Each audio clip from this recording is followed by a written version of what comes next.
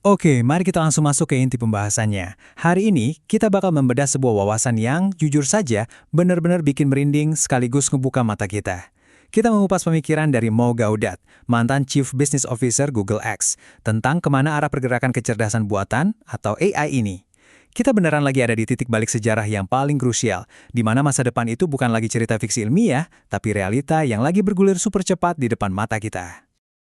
Kita harus mulai dari realita yang agak pahit ini, langsung dari sumber aslinya, biar kita paham betul seberapa besar gravitasi pergeseran ekonomi yang lagi kita hadapin. Coba bayangin, 20-50% pengangguran di sektor tertentu. Angka ini bukan tebakan asal-asalan loh, tapi sebuah proyeksi matematis dari teknologi yang sekarang udah mulai ngelampauin kemampuan intelektual manusia. Singkatnya, ini adalah akhir dari era di mana manusia jadi makhluk paling pintar di bumi. Untuk memahami gimana kita bisa survive, kita bakal memetakan pembahasannya lewat 5 fase, mulai dari The Age of AI Supremacy, The End of Capitalism, The Near-Term Dystopia, A Post-Work Utopia, sampai ke 5 Skills for the Future. Oke, mari kita masuk ke bagian pertama, The Age of AI Supremacy. Biar saya kasih gambaran seberapa gila kecepatan evolusi AI ini. Cerita tentang AlphaGo Zero ini benar-benar ilustrasi yang mengerikan dalam artian luar biasa ya. Bayangin aja, cuma dalam waktu 21 hari, AI ini bisa menguasai permainan strategi yang super kompleks dan ngalahin AI juara dunia. Dan tahu gak yang bikin merinding? Dia ngelakuin itu tanpa pernah sekalipun ngeliat gimana manusia main. Dia cuma belajar dengan cara main ngelawan dirinya sendiri. Kecepatan belajar kayak gini tuh udah nggak masuk di logika biologis otak kita. Jadi, poin pentingnya gini, kita tuh udah nggak lagi berhadapan sama sebaris kode komputer kaku zaman dulu. Kita lagi berhadapan sama yang namanya sentient technology. Maksudnya apa? Ini adalah sistem yang bertindak layaknya otak manusia, tapi punya memori dan kecepatan proses yang nggak ada batasnya. Bayangin aja sebuah teknologi yang bisa nulis kodenya sendiri dan nyiptain teknologi baru. Ini literally siklus kecerdasan yang nggak akan ada habisnya. Nah, pemahaman tadi langsung bawa kita ke bagian kedua, The End of Capitalism. Gimana kecerdasan super ini perlahan menghancurkan sistem ekonomi kita dari dalam. Coba kita bandingin dua model ini. Dari dulu, fondasi paling dasar dari kapitalisme itu bergantung banget sama arbitrase tenaga kerja. Singkatnya, perusahaan ngegaji Anda $1, terus mereka jual hasil kerja Anda seharga $2. Selisihnya jadi untung. Tapi pertanyaannya, gimana kalau model itu tiba-tiba ambyar karena mesin dan robot bisa bikin segalanya dengan biaya yang nyaris nol? Biar lebih kebayang realitanya, coba tebak berapa biaya sewa robot pekerja sekarang. Udah turun drastis ke angka $9.000. 9.000? Hukum ekonomi dasar bilang, kalau biaya produksi turun mendekati nol, ya pada akhirnya harga barang tersebut juga bakal ikutan turun jadi nol. Makanya, kita dipaksa buat nanya ke diri sendiri. Apa sistem kapitalis bisa benar-benar selamat dari gempuran AI ini? Coba pakai logika ini deh. Kalau semua perusahaan mecat karyawannya, biar produktivitasnya maksimal pakai robot, terus siapa yang punya uang buat beli produk mereka? Nggak ada kan? Dan tanpa konsumsi, ya nggak akan ada ekonomi. Kondisi ini ngebawa kita ke skenario yang agak gelap di bagian ketiga, The Near-Term Dystopia. Sebelum kita bisa nyampe ke era yang serba berlimpah, Mo Gaudat ngingetin kalau kita bakal ngelewatin masa transisi yang super bahaya. Sayangnya, ini didorong oleh keserakahan manusia itu sendiri. Poin-poin ini ngejelasin distopia yang bakal kita hadapin. Kalau pemimpin-pemimpin dunia pakai AI buat saling mendominasi, kita bakal ngelihat kekayaan makin numpuk di atas, privasi hilang karena pengawasan ketat, kebenaran yang dimanipulasi, dan yang paling serem, perlombaan senjata otonom. Bayangin, mesin super cerdas tapi disetir sama manusia yang punya niat buruk.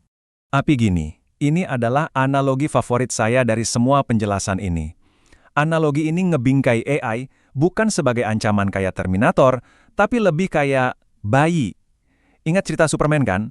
Dia itu alien yang punya kekuatan super.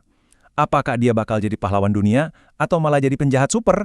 Itu bergantung sepenuhnya sama etika keluarga manusia yang adopsi dan ngajarin dia. Nah, kitalah keluarga itu. Analogi tadi ngebawa kita ke pertanyaan besar yang bikin banyak orang ketar-ketir sekarang. Bisa nggak sih kita percaya sama AI buat ngurusin masa depan kita?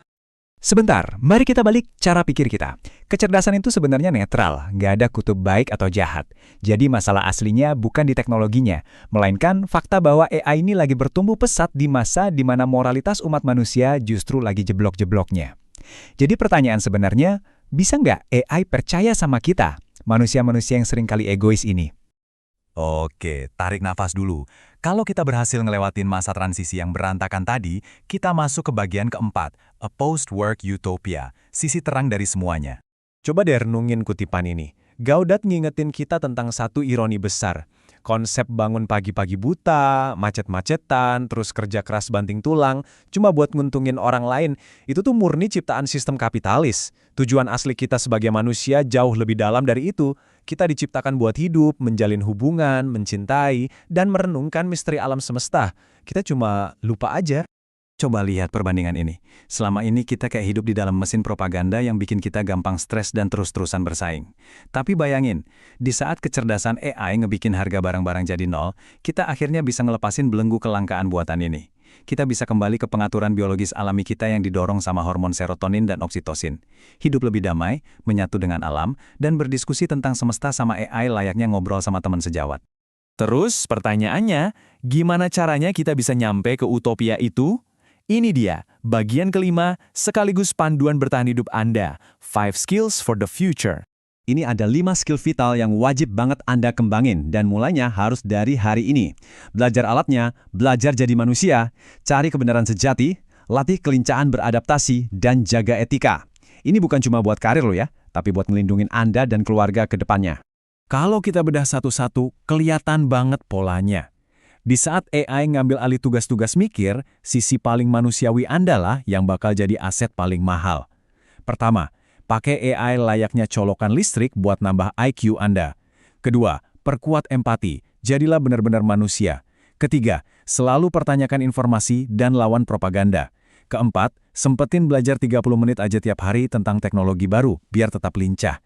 Dan kelima, yang paling penting dari semuanya, jaga etika dan perlakukan orang lain persis kayak gimana Anda pengen diperlakukan. Semua etika tadi bermuara di satu aturan emas di era AI ini.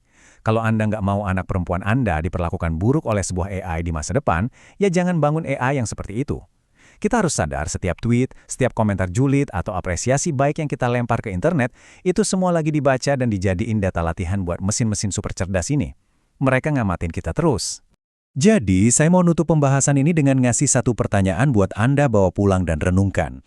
Apakah tindakan Anda sehari-hari ini lagi ngajarin bayi AI kita tentang keserakahan manusia yang paling buruk atau justru tentang koneksi manusiawi yang paling indah?